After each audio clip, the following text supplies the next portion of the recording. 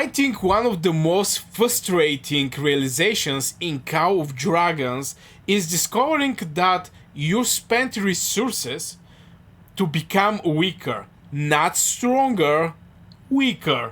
And I know that sounds ridiculous because that's not how progression games are supposed to work. You're supposed to upgrade something, your account gets stronger, simple. At least that's what most of us believe. But a while ago, I started noticing something strange. Players would unlock better pets, rarer pets, more expensive pets, pets that look stronger on paper, and somehow their results weren't improving.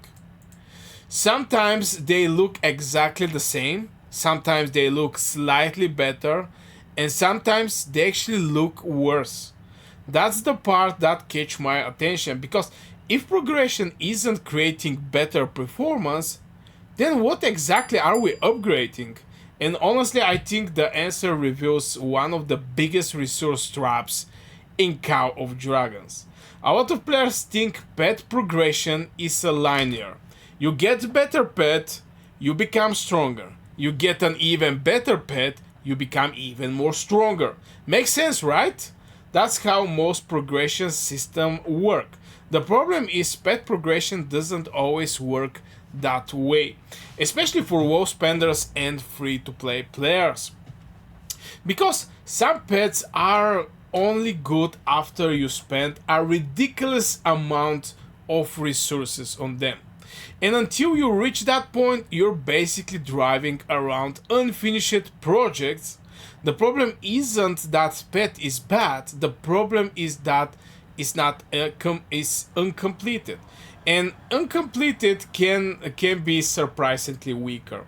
I'm going to show you, for example, some uncompleted pets that I'm currently having. I'm going to open, and this is, for example, Flaming Manticore. This is uncompleted pet. I use it with my Yuming. I'm going to open the reports and I'm going to show you my battle summary. I also have some war pet. I really hope to see is the war pet the same that I'm thinking. Yeah, it's basically a Flaming Manticore pet. And as you can see, 12.5k, 9.9k, 1.9k. If I go and open the whole report, by the way, here I get catched by cavalry, you're going to see from battle summary, it's like 12.7k is the war pet damage, and 176 and 129, 176 is my hero damage, 129 is my artifact damage. I mean, the artifact is like 10 times bigger. Now I'm going to show you a report I'm going to show you a report that I have, and maybe this is going to be one of the fights here. Now this is a bastion fight, okay? Let me just open it. Okay, finally it opened. So this is the battle summary we was having, okay? 7.8 million deaths, 7.1. Now this is a Garner. This is the best pets. And if you check the battle summary, you're going to see heroes did 44.4 million damage. This is the two heroes. And the war pets did 35 million. Obviously, here the heroes is Kuma. Both cases is Kuma. Kuma is not doing damage. So here we're comparing League 1 damage against Ewanir damage. But even if I go over the statistic, you're going to see that Mosrock Auroch is doing even more damage on the right side from the hero damage itself. And you saw how my pet is actually looking. But if we open the both of these two pets, this is very well developed pets. I just wanted to show you what a solid strong pet look like and what how builded good strong pet look like. And yeah, if it's just uncompleted, it can be surprisingly weak. This start makes sense when I saw players discussing the Sand Lizards. And boy, I also focus over the Sand Lizard. This is maybe one of my best decisions. And to be honest, Sand Lizard is not a sexy answer. Nobody gets excited about Sand Lizard. Nobody walks in thinking today I'm finally going to become a Sand Lizard man. That's not how the conversation usually go. Most players want a flashy pet, the premium pet, the late game pet, the pet that everybody talks about, and honestly, I understand it. I've been exactly the same thing. I've been seeing veteran accounts running premium setups.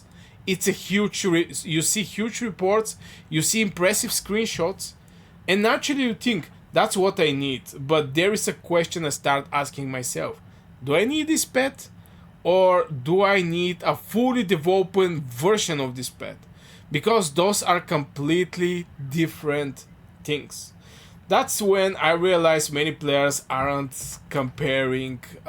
Many players aren't comparing pets; they're comparing finished pets to unfinished pets, and that's not a fair comparison. Imagine looking at the maxed legendary hero and comparing it to half builded legendary hero. Nobody won't do that. Everybody would understand the result. Yet somehow players do exactly that with the pets. They see premium pet performing well, then they build 30% of that setup and expect 100% of the results. When it doesn't happen, confusion start. And honestly, I think that's where a lot of waste, a lot of I think that's where a lot of wasted resources come from. This is where Sand Lizard become interesting. Now, not because Sand Lizard is secretly the strongest pet in the game. That's not the lesson. The lesson is Sand Lizard often works, and work consistently have a value, and working consistently has a value, especially for low spenders, especially for free to play players, especially for players who don't have infinite pet resources, because a fully functioning budget setup can often outperform an unfinished premium setup. That sounds wrong, but I've been seeing versions of this happen across multiple progression systems, not just pet, not just heroes, artifacts, equipment, even troop development. A completed average investments often beats uncompleted elite investments. And once I start thinking about that, another question appears. Why do players constantly chase upgrades that make their account temporarily weaker? Because that's really what is happening sometimes. Resources get split, progression get delayed, development get stretched across many projects, and eventually you end up with 5 unfinished upgrades instead of 1 completed upgrade. The account look impressive, but the performance isn't there. And honestly, that's one of the hardest lessons in strategy games. Because progression feels good, completion feels boring. And I've been noticing something interesting about the veteran players. Many of them are actually much more conservative than the newer players, which sound backwards. You think veteran players would constantly chase the new things, but often they don't. Instead, they're asking different questions. Can I finish this? Can I support this investment? Can I fully develop this? Can I actually unlock the value? That's a very different mindset, and I think it comes from experience. Because once you waste enough resources, you start restricting completion more than the potential. Then I start thinking about how many players evaluate pets. Most players ask which pet is best. And honestly, I have heard this question over and over and over. But I think that's often the wrong question. The better question might be which pet is best for my current level of investment. Completely different conversation, because the answer changes a lot. The best pet for a whales isn't automatically the best pet for a wall spender. The best pet for max development isn't automatically the best pet for half development through development. Top development. And then players ignore the distinction, they end up following advice that wasn't designed for their account. And that's dangerous because technically the advice isn't wrong, it's just being applied in the wrong environment. It's just not for your account. This reminds me of something I've been seeing with the mage players. Specifically, a lot of players look at the premium mage pet discussions and assume they need to copy them immediately. But what they don't see is the amount of resources sitting behind those setups. And to be fair, pet system is one of the most expensive systems in Call of Dragons. The regeneration, the upgrades, the rerolls, the passive progression, hidden investments, they copy the final picture, not the journey that created. And when you skip that context, the investments start looking much better than actually it actually is. And boy, for a flaming manticore, the regeneration amount of potions I put here is like 6,000. 6,000, and this is the best I get on the left. Then another realization hit me. I think many players incidentally optimize for future strange instead of current strange. That sounds smart until it isn't. Because future strange only matter if you survive long enough to reach it. If your account become weaker for 6 months while waiting for a future payoff, was that actually a good decision? Maybe. Maybe not. Depends on investment, depends on the timeline, depends on the account. But I think it's a question more players should ask. Because some upgrades have immediate value. Others only have theoretical value. And theory doesn't win fights. Current performance wins fights. This is where resource efficiency becomes important. Every pet investment competes against the other pet investments. Every resource spent has an opportunity cost. And once again, Call of Dragons doesn't really show you that cost. The game show you progression, the game show you upgrades, the game show you power increase. The game doesn't show delayed development, doesn't show unfinished projects, what you give it up. And that's why inefficient investments often feel good initially. The consequences arrive later.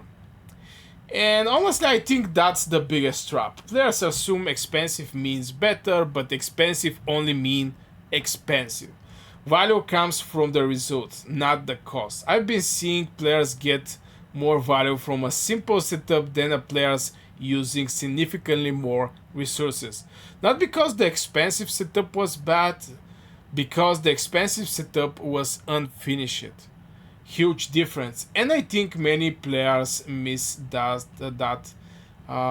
discussion, and that's probably the biggest lesson I took from those pet discussions. The strongest pet isn't always the strongest choice. Sometimes the strongest choice is the pet you can actually finish, the pet you can fully support, the pet that starts giving value immediately. Because Call of Dragons reward completed systems, not partially completed ambitions. And honestly, once I start looking at pet investment through that lens, a lot of account decisions suddenly become much more easier. So tell me honestly, have you ever invested into premium pet because everybody said it was better, only to realize your account actually performed worse when trying to build it? Because I have a feeling a lot more players have experience that they are willing to they have this experience that they are willing actually to admit, and I'm going to admit it right now in this video. From the time I start switching to sand lizards, my account slowly start being better. I'm still working over my sand lizards. I have, for example, this pet, which is looking solid. Sapphire Fire Jurak.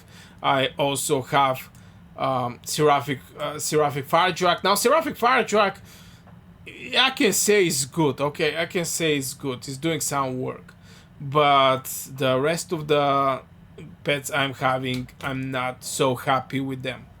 So yeah, this will be for this video, guys. Let me know what you think in the comments below.